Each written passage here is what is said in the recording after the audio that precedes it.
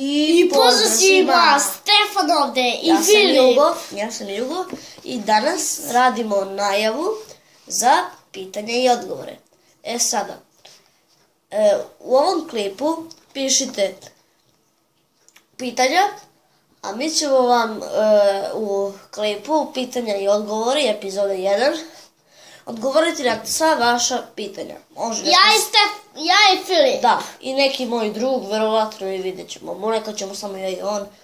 I eto. Pa eto, šta da više da kažem. Evo. Da. I sad okrećemo vam sliku.